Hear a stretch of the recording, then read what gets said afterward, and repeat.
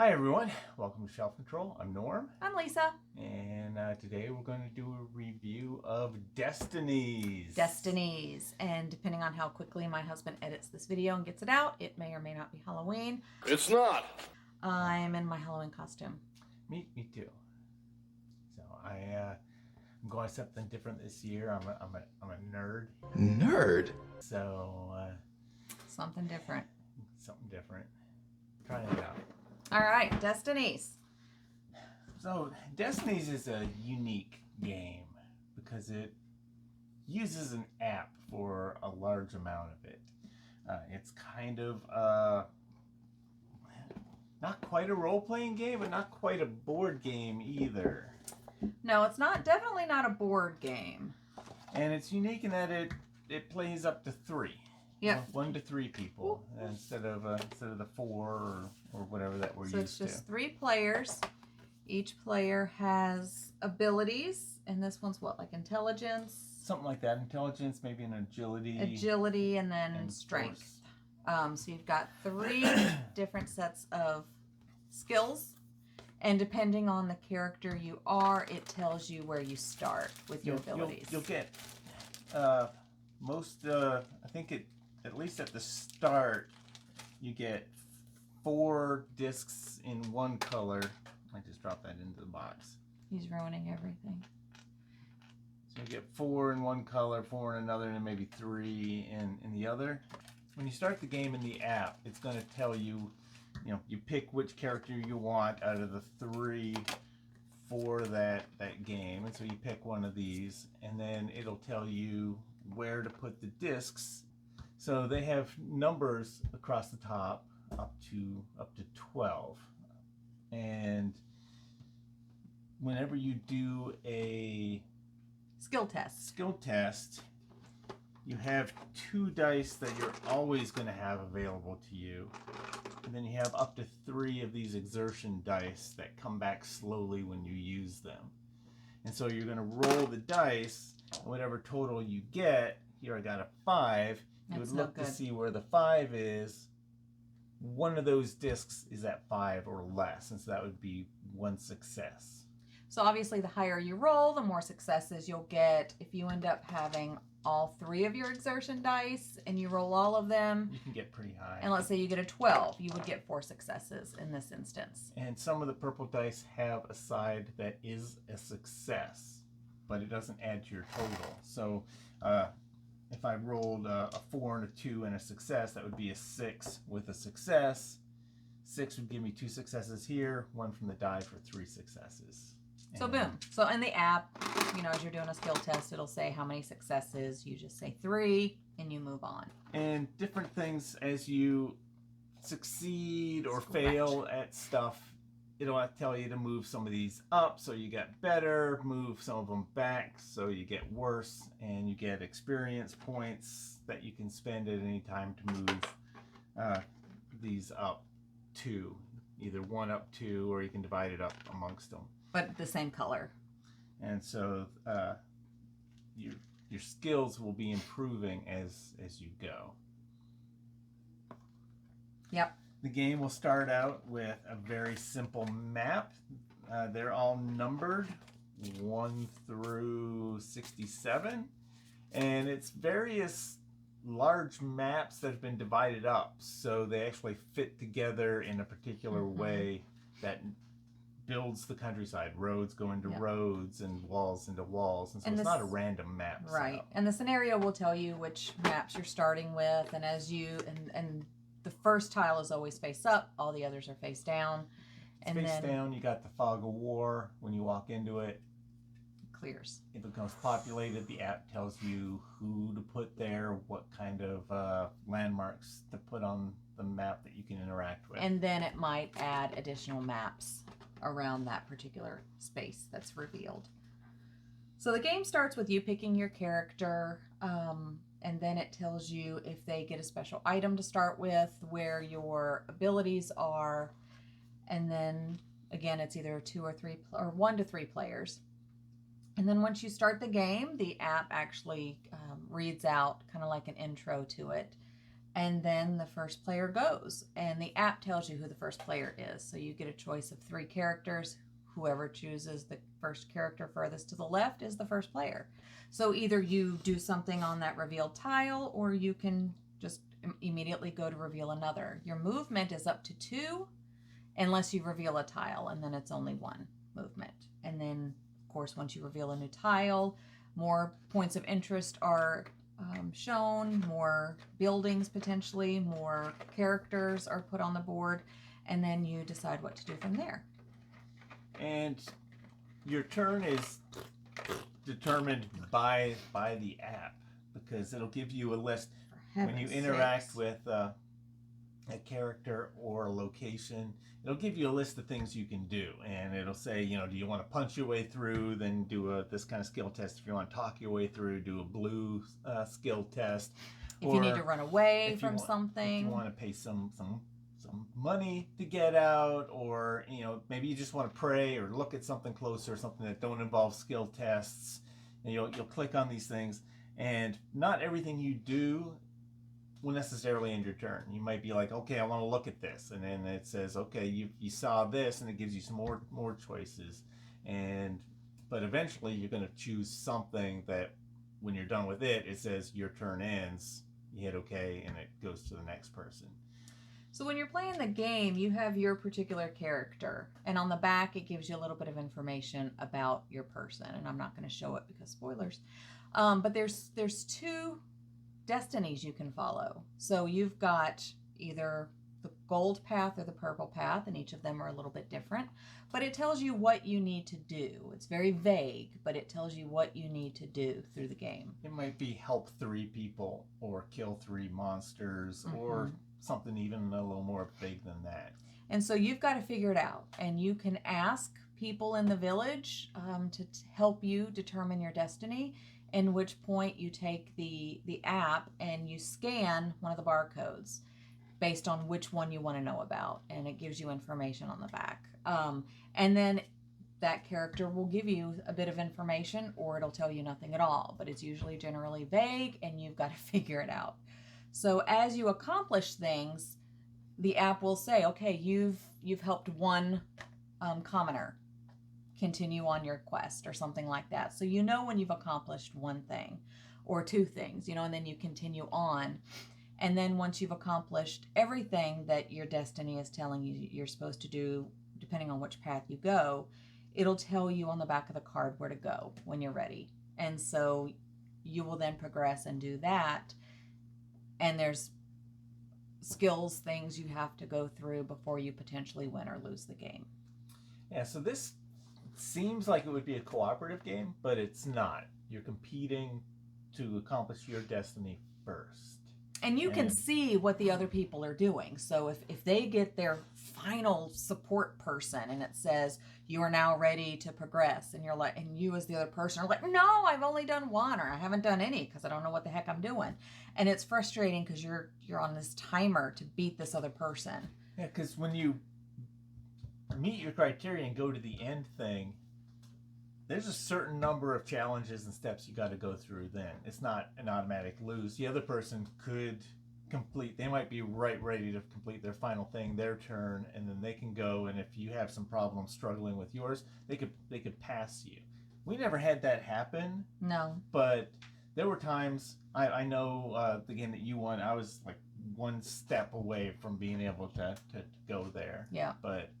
And a lot of the games seemed to be when one of us was going towards the final, the other one was just kind of 1 step behind them. The last game we played, I was a couple steps behind and quite frustrated.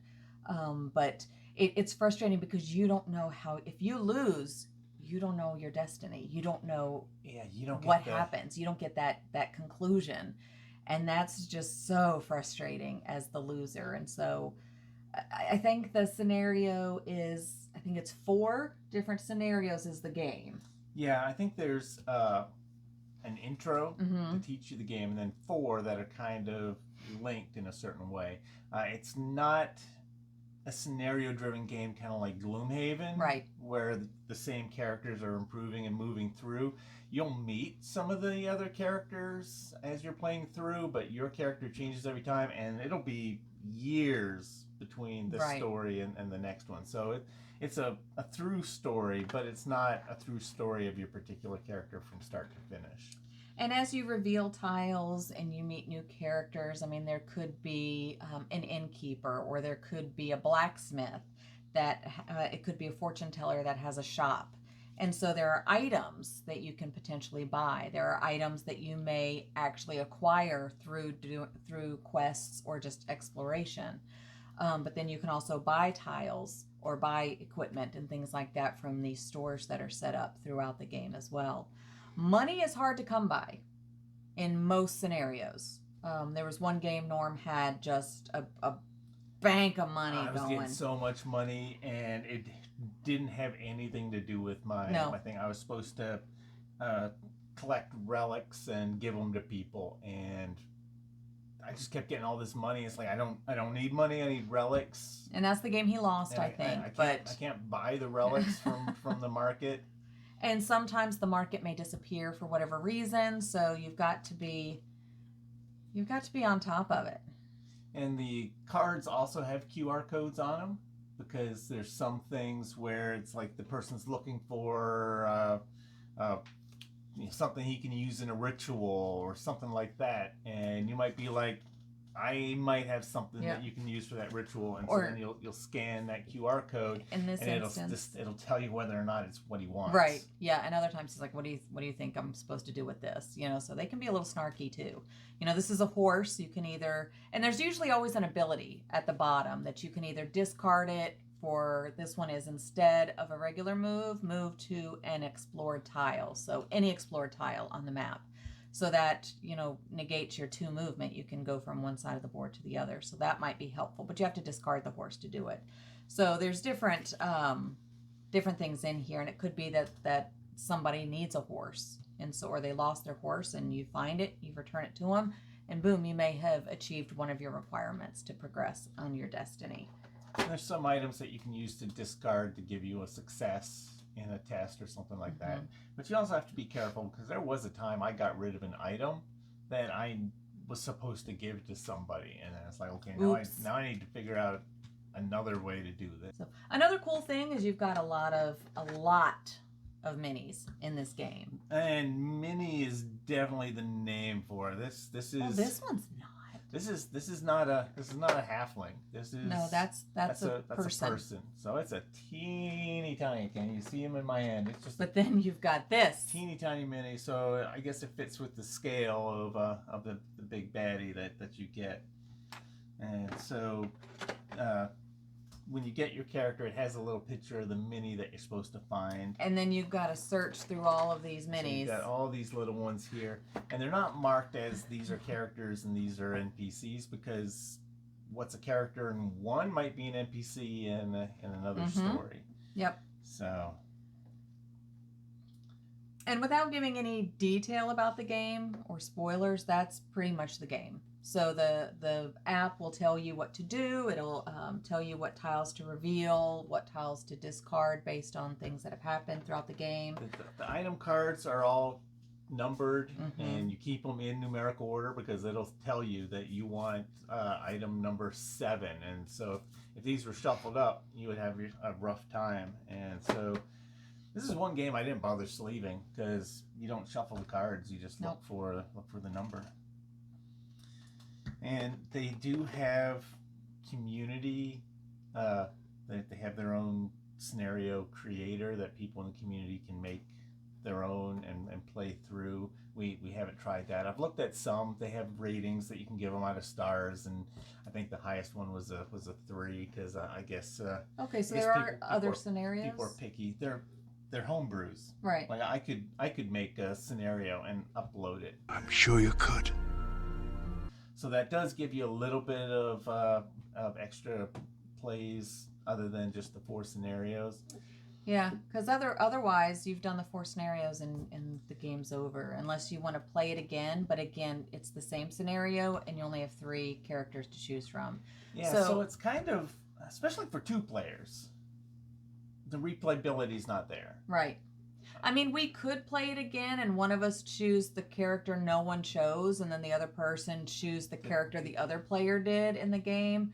And you don't necessarily know, and I'm not going to remember what he did during his playthroughs and stuff. So I guess there is a little bit there, but some stuff's going to be pretty familiar. Yeah, if your goal is to collect relics and you've played it before and know where those relics are, then you just do a speed run. Just be like, I'm not going to remember. I'm going here, I'm getting that relic. I'm going here, I'm getting that relic, and I'm done. And the other person is doing the wandering around trying to figure out what they're supposed to be doing. I will say what was really frustrating is that final game, Norm did win, but my Destiny was going to be awesome. It was going to be so cool. And at least what I thought was going to happen was going to be super cool. And I wanted so much for him to just stall or fail miserably at his inquest so that I could just see if what I thought would happen was going to happen, because it would have been pretty sweet. Yeah, that's one thing. But he didn't let me see. I mean, we're delving a little bit into reviews. It would have been... I would have liked this just as a story game, and not even like, it didn't need to be cooperative where it's like, oh, we're all going towards the same goal. It's like we were both chasing down individual goals. It would have been nice to see her succeed at hers, so I know what the story is. I know in the campaign, I think it kind of matters who won one of them going into the next. Right. But then again, when you went into the next one, I talked to somebody and they kind of asked a question that was kind of like, do you know who won the last game? And I answered the person who won that game, but I have a sneaking suspicion that I could have picked the other answer. And the story would have gone through as if that other person was the victor of the previous game. I don't know.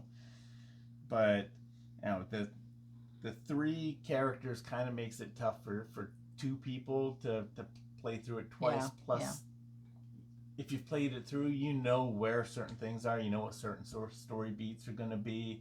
He says that as if I would remember that stuff, and maybe a little bit, but yeah, for the most part, no, I'm not going to remember. And you can play this solo as well. And I actually tried the introduction scenario as the 3rd character that we didn't play, because I thought, oh, that might be a fun way to play. And you can play through as just exploratory, or you can set different difficulty levels that puts you on a timer.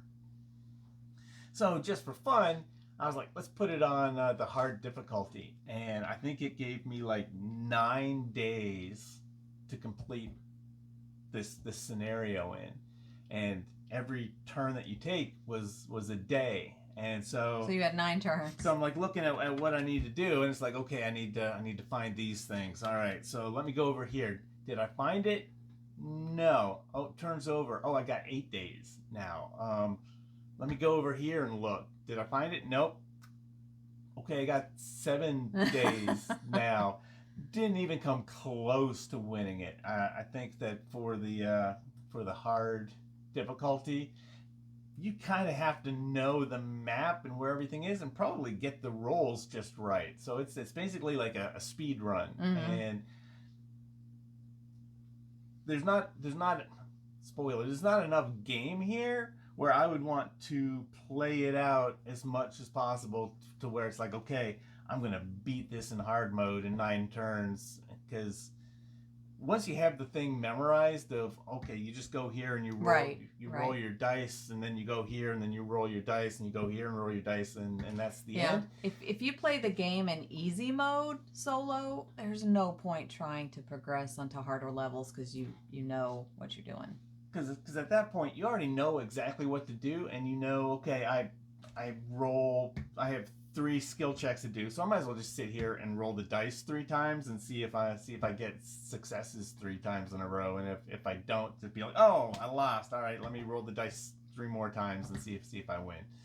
But maybe that's me. People like doing speed runs in video games. I don't think this is quite the same as doing a speed run in a video game. But well, I think we've already gone into reviews and talked We're about our talking likes about and it a little dislikes. bit. Yeah. Yeah. So, what about you? What I did like the game, but again, once you go through all 4 scenarios, you're done. And you know, it left me a little disappointed in that we don't know what happens to the loser. So they've come. I mean, and you're invested too, because when you're playing it, you're like, okay, I'm gonna go do this, and I'm gonna go do this, and oh yes, I know what that means. I know what to do now. And you know, where at first you have no idea what's going on, and you're just swinging blind and going around trying to figure out stuff, and you finally start to figure it out, and it's great and it's exciting. But then the other person comes in and wins, and you're like, that's one of the things that the app does well, is that it's not just you go to this place and you do a skill check. You're interacting with somebody.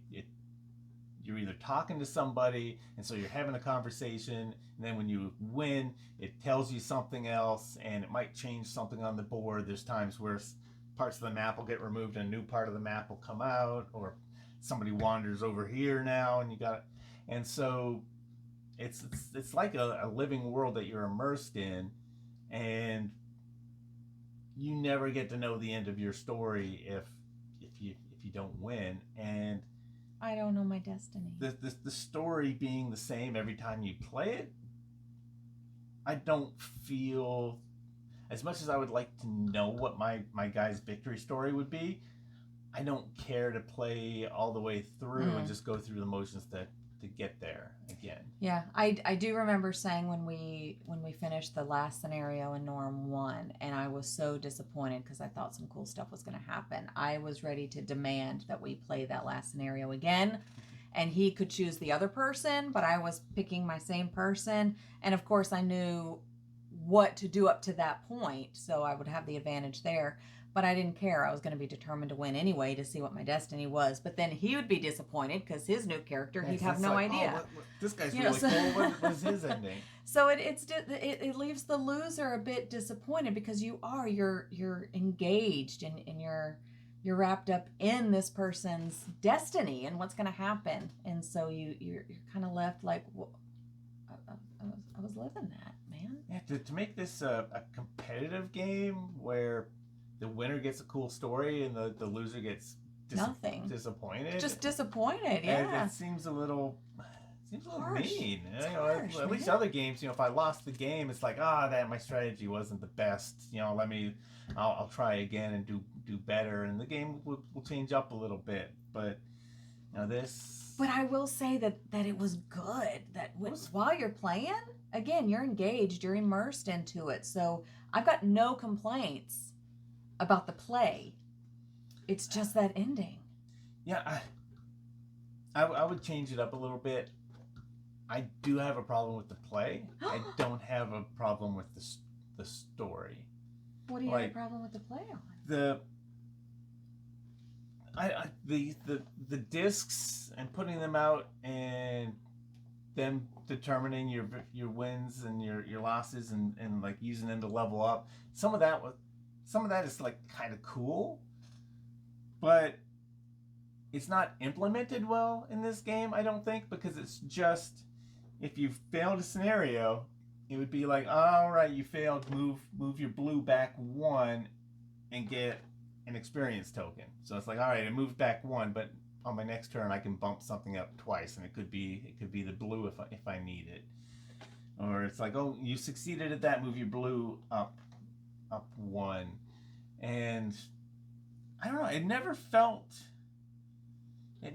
like this mattered all that much. Once you got your 2 lowest ones up pretty high, and maybe your 3rd, having your 4th back wasn't that big of a deal. Yeah, that's true. This whole bit here didn't seem like it really had a huge impact. Plus, in the game, I guess it's kind of thematic. You never know what number of successes you need. Mm-hmm. It's just like, okay, you're going to run away from a wolf, and it's like, I just got 1 success. Is that enough? Let me put it in and see.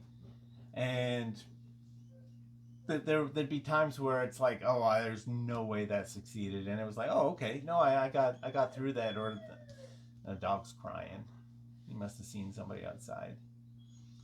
And then there'll be other times where you got like 2 or 3 successes for something you thought should have been easy, and it's like, nope, okay, I gotta try that again. And so there were some times where it's like, okay, my turn, I'm gonna do this. And it's like, oh, nope, you lost one of these, but you get an experience point. And it's like, all right, I'm gonna spend that experience point to move that up 2, and I'm gonna try again. And it's like, I failed again, so I'm gonna move that back 1 and get an experience point. And then I'm going to spend that experience point to move it up 2, and eventually I'm going to succeed at this. I don't know, that didn't feel very gamey to me, but I think this is supposed to be more of a role-playing, story-driven kind of thing. The figures being as small as they are, really hard to determine. They did make them distinctive enough that if you saw the character and it was like, okay, this guy is the guy with the hammer and the shield. It's like, here's a guy with a hammer and a shield, but he's holding his shield a little bit differently. And so when it told you to pick the guy, you could look and be like, okay, this guy is holding the shield different. This is the guy I want, so I'll leave this guy in the box. But when you put them both out on the board on a tile, and then you go to move your guy, it's like, which one of these guys is mine? And it doesn't even have to be the fact that you're both holding swords. This guy could be standing here, and they're small enough that it's just a blob of gray plastic, and so there'd be times you'd pick up and move the wrong guy, or sometimes you wouldn't even remember to move your guy. Half the time we didn't even move our guy around the maps. It's because just we the knew. map is on the app, and you click on the objective on the map to interact with it. You don't even need these down here. Interestingly enough, though, however I said that wrong. Interestingly enough, on the app, it has all of these characters to interact with. So if they're on we take them out, put them on the table, but they're also on the app. But your character, who you are, is not on the map. So that's what's interesting, and that would confuse me a lot of the time because I'm like, where am I? That was a little confusing too. But they could have put your character on the map on the put my app. Character out there, man. But if they did that, why do we even need these? Mm-hmm. And why do we even need these? Because I mean, this whole game could have been an app. It could have been an app, and I would could've just enjoy been an app. playing the app. Because that's something that programmers can update regularly and have new scenarios or new characters or new Destiny rounds. So I would have enjoyed that.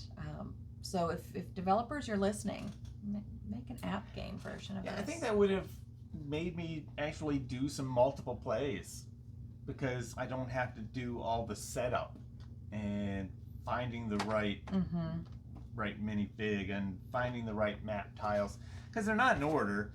1 and 2 don't go side by side. Right. And they do that so you might not get like a spoiler when you put 1 down. You don't get a glimpse of what the 2 is going to be. But yeah, this would have been a great just app game. Yeah, I'd play it. If they come out with an app game, I'll get it and play it. So okay, let's rate it.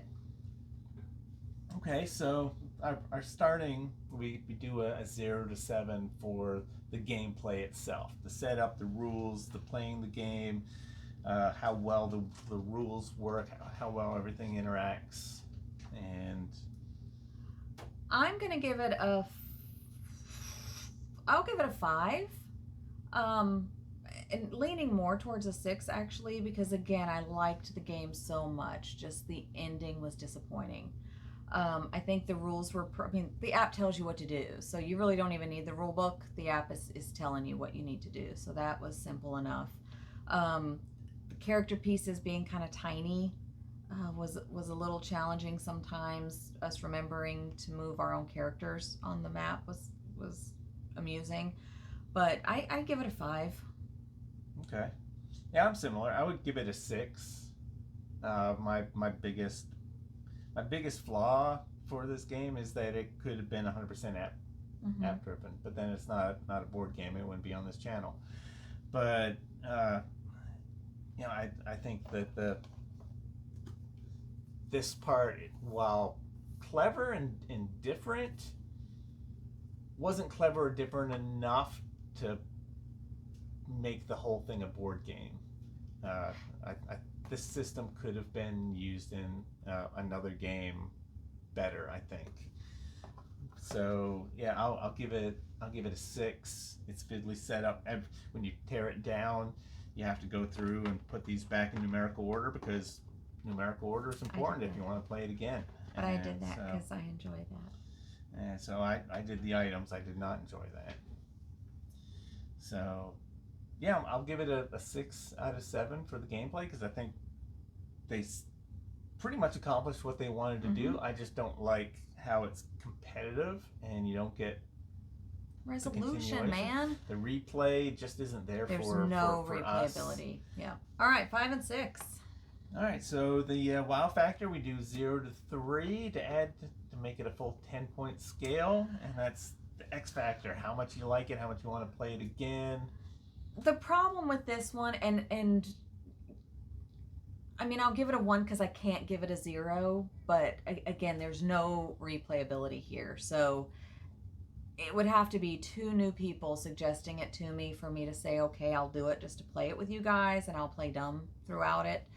But there's just no replayability. So the idea of saying, hey, let's play Destiny is never going to be there for me. So I'm giving it an overall 6, leaning more towards an overall 7, but a 1 for the wow factor. Yeah, I think... Because it's not a bad game, so I can't give it a 0 because I just, to me, that would be a little too harsh. Yeah, I'm between the 0 and the 1 myself. Because it's a good game. I mean, they accomplished what they wanted, and I enjoyed a lot playing it. But it's in this weird spot where they have expansions for this game. They give you more stories and more figures and stuff like that. But I would not want to spend the money for those. Yeah, that'd be. I wouldn't want to invest the money in a one play only kind of thing. Like when we played Gloomhaven, we didn't use the permanent stickers. We didn't use, we didn't tear things up when you did the road events and they told you to tear it up. I mean, we made it so that we could replay it again, and we have replayed this game numerous times. So for a one-time only play, we've gotten so much out of Gloomhaven. Well, Gloomhaven's kind of like the opposite. I mean, no offense, Isaac, but the story is not as good as the gameplay in Gloomhaven. So when I'm playing Gloomhaven again, I'm like going through and playing the character. I'm enjoying the character more than the story, and I'm enjoying the puzzle of going through.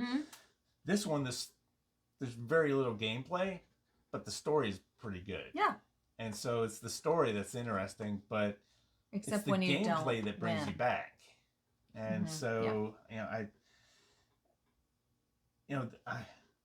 I got this at Ed McKay's. Where? At McKay's. And used the credit that we got from the road trip for it. So I think if I paid retail price for this, I might be a little bit disappointed, because it's like, okay, I spent the money for a board game, and I've played it through, and now I don't want to play it anymore. And it's not because it's a bad game. If it was a bad game, that'd be one thing. I'd just be like, I shouldn't have spent my money on this game. Now it's like, it was a good game, but this game is now just going to tease me, be like, could you imagine playing this again, not knowing? And and that hurts my feelings. Okay, so we've got a 6. 6 and a 6, 7. I'm probably a 6. As interested as I am in the expansion, I don't want to pay for them, and so that kind of goes to the answer of, are we going to keep this or not? My vote is no. No, there's no point to keep it, and again, not because it's a bad game. We just can't play it again. Yeah, so this might be one to see if maybe somebody else would want to play it, give it a try. Yeah, maybe David and I mean, maybe Aaron would even be interested in playing it, but maybe see if David and a couple of his friends want to play through it. And then it's just one of those games that you just regift every time. So, either we'll trade it in for something else, or we'll see if someone wants to take it from us and give it a shot. Because again, it's enjoyable. So yeah, it's definitely a game worth borrowing. Flip it. Yeah. It's a game worth borrowing and playing. A game worth borrowing. Borrowing? Why would you want to burrow it in the ground? You don't know. Borrow. You got borrow. Borrow? And it's spelled with an O. Canadian over here. So, yeah, if you know somebody with it, I would say give it a try and then give it back to them. But yeah, we enjoyed it. Yeah, it's neat. But it was funny that playing the game was the worst part. Like rolling the dice to see if you succeeded or not was boring. I enjoyed that. And if you failed, it's like, all right, I'm going to try it again. I didn't mind that. I enjoyed rolling the dice, but I did pretty well on rolling. He did not.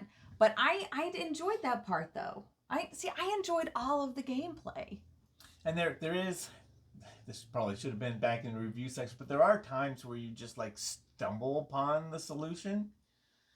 Because there was one time I had a guy that it was the relics one. I could find 2 relics and give them to somebody, or I could help 3 people. And with my backstory for my guy that I read, I was like, I want him to do a redemption arc. I want him to help 3 people. While I'm walking around trying to help 3 people, I got my hands on 2 relics just accidentally. Just because it was like, oh, there's this thing. I've interacted with it as much as possible. There's a skill check for sticking my hand in the hole. So it's like, all right, before I click enter, let's stick my hand in the hole. And it's like, oh, you found a relic. And like, oh, interesting. All right, let me go try and help this guy over here. And then it's like, oh, there's something in the trees. It's like, well, let's do a skill check. See what's in it. Oh, Stop giving spoilers. It's not in the trees. But it's like, oh, there's another relic. I guess I'm not going to help anybody because I know where the people are that want these relics. I'm just give it here, and I'm going to the end. And meanwhile, she's like, I'm trying to help people. Where are they? And it's like, I don't know. I tried to help people. I couldn't find them. Yeah, so you have these 2 destinies you can choose to follow, and sometimes you just stumble across doing the one you weren't intending to do, and then you're like, oh, okay. And it's like, if I want to win the game, I do this destiny that I've just accidentally completed. So. Yep. So yeah, we're not keeping it, but not because it was a bad game. It's worth trying. Yep. If you can get a good deal on it, like we did trade credit for McKay's, or if you find it at a clearance, that'd be a great time. Mm-hmm. If it's cheaper than a movie night, it's worth it. Absolutely. I would choose this over a movie night. So, speaking of which, it's time to go watch movies. Time to go watch scary movies. Bye. Bye. Happy Halloween.